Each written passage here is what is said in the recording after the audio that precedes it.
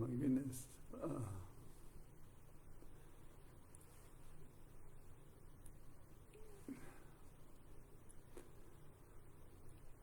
Good afternoon. I am Tony Dattino, founder of the USA Memory Championship, and I've spent some time today reading a couple of newsletters that I've subscribed to, and they just drive me crazy, and I want to share with you a little bit about what is driving me crazy about them and see how you feel, what your thoughts are about as you go through whatever age in your life.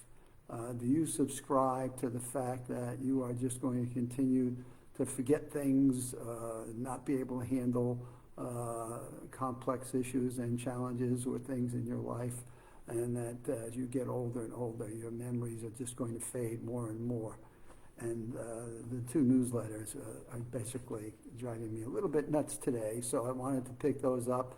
I've been doing a series on aging well, and this kind of fits into it from two different perspectives. And so I want to talk to you about the August issue of Mind, Mood, and Memory. And I'll tell you what drove me crazy about this was a report that came in here from their Aging and Brain Health Research Center at Massachusetts General. And when I read these things, I think of them, I guess I come at this from 22 years of experience. And I don't profess to be a researcher. I don't profess to be a neuroscientist in my world, but I do profess to be somebody who has studied human beings and what you can teach them and what they can do with their lives for at least 25 years.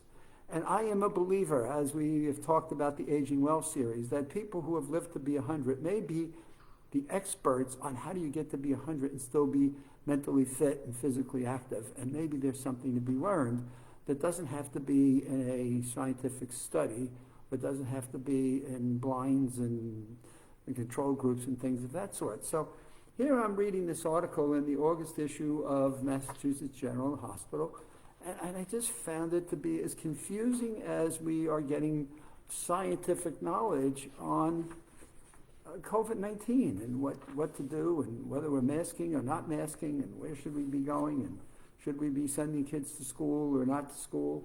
And then comes along a newsletter I get from UCLA, which is usually pretty good. I usually find it to be interesting. And here they have an article in here.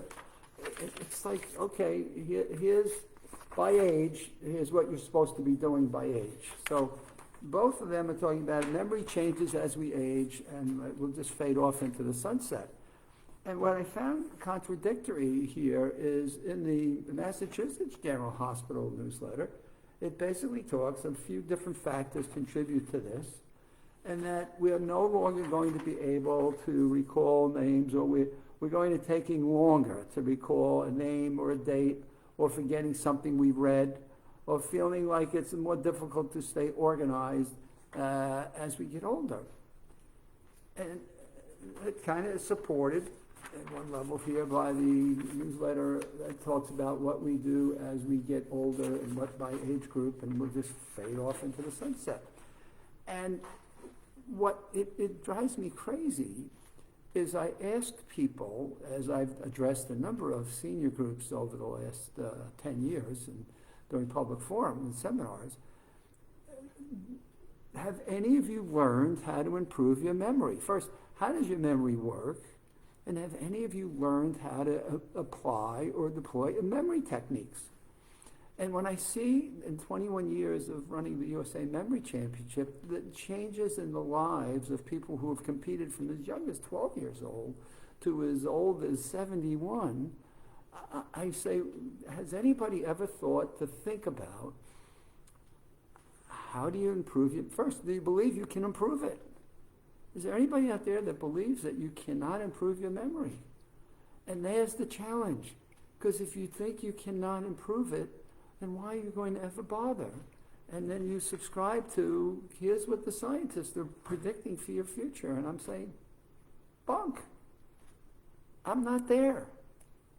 And as you can see, I'm a senior, and I'm as active and as generating as creative, and I'm studying and researching, and I don't find myself doing these things that these people are proposing, and these are scientists and research centers. So I'm not there with them.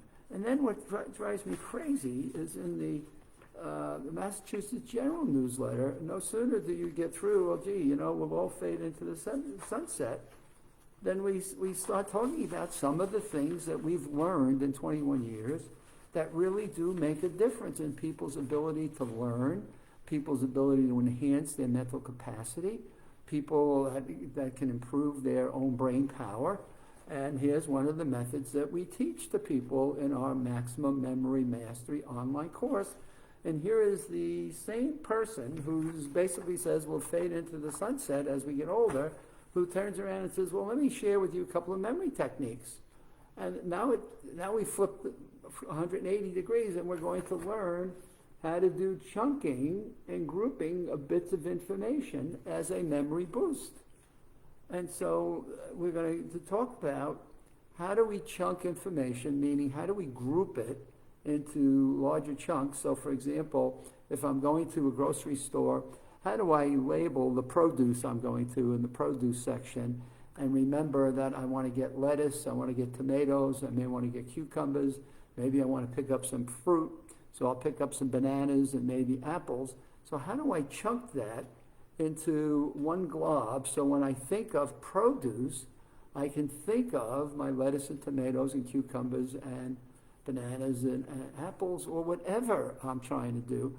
So I chunk it so that one thought of being in produce brings the other 5 pieces automatically to it, which is how our brains naturally work, how we bring context to retention and encoding, and helps us to retain listings.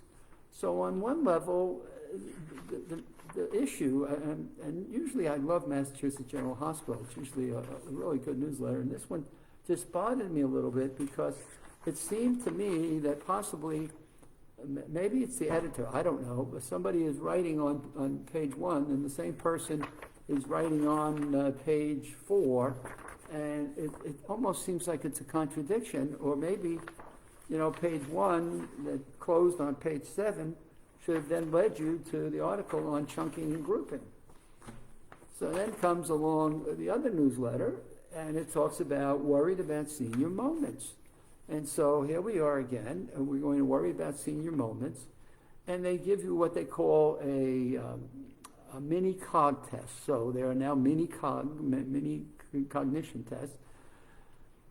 And they're going to give you 10 minutes. What the patient is asked to draw a circle on a clock and place the hands to reflect a specific time. So let me throw out to you right now, if you're listening to this, whenever time it is, draw a circle on a piece of paper and put a dial clock together with the 2 hands and put the time at 11:40. And draw that on a clock. And that's what they do as what they call their mini contest. Can you get 11:40, 40 minutes after 11, correctly positioned on a circle and a clock? But here's the second one that they talk about. And what they'll do is they'll ask the patient to remember 3 unrelated words: chair, pineapple, and dust. And what we do is in our mental athletes that have to remember a list of 200 words in 15 minutes, who now are up to over 100, they use memory techniques and skills that, again, are in the maximum memory, but they've taught us. That means 21 years of watching people compete in the memory competition, teaching us, how are they doing this? How do we get them to exercise their brain and have more mental capacity than they ever thought possible?